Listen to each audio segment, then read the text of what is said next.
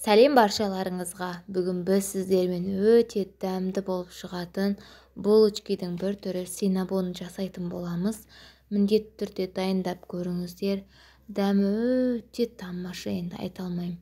Бізге қажетті заттар: сүт, жұмыртқа, бір жұмыртқа, сары май және де құмшекер, дрож қажет болады. Аздап тұз салатын боламыз. Жылы сүтімізге құмшекерімізді салып, жақсылап араластырып аламыз. Одан кейін сары майымызды салып, жақсылап араластыратын боламыз. Бөлме температурасында еріп тұрған сары май болу қажет. Және де тұзымызды, бір жұмыртқамызды салып, жақсылап араластырып аламыз. Толық рецепті описание бөлімінде қалдыратын боламын.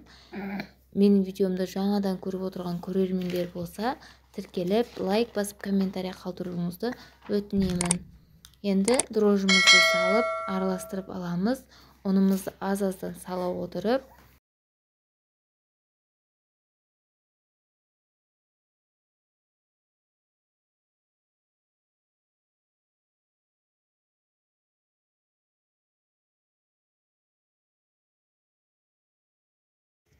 жұмсақ қамыр илейтін боламыз. Қамырымыз қатты болып қалмау керек. Булочкамыз қаттылау болып қалады. Сол үшін қолға жабысатындай жұмсақтықта қамыр илейтін боламыз.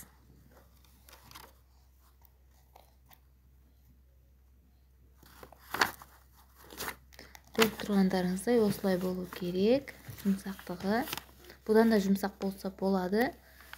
Енді бетін жауып 1 сағатқа бөлме температурасында қалдырамыз. Көріп тұрғандарыңыздай 1 сағаттан кейін жақсы көтерілген, аздап ұн сеуіп, жайып алатын боламыз. Жұқа қылып жібермеңіздер.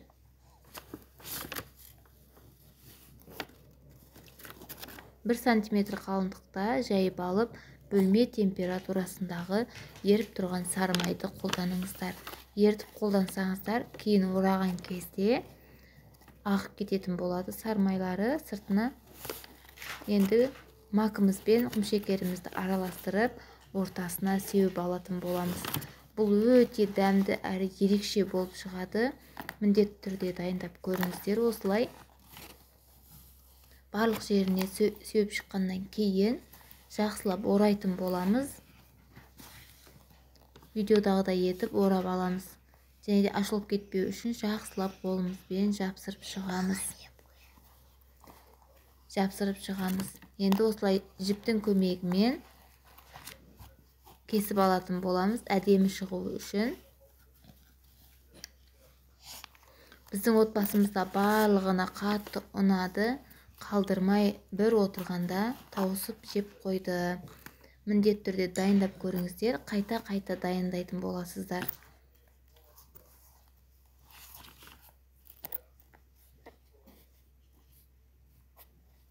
Барлығын осылай бөліп шыққаннан кейін, енді листімізді майлап қойып шығатын боламыз, немесе астына пергамент қағазын қойсаңыздар да болады.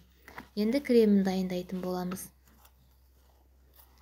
Креміне творожный сырымызды 2 ас қасықта, 1 ас қасықта сары майымызды салып, құмшекер салып, жақсылап миксерлеп аламыз.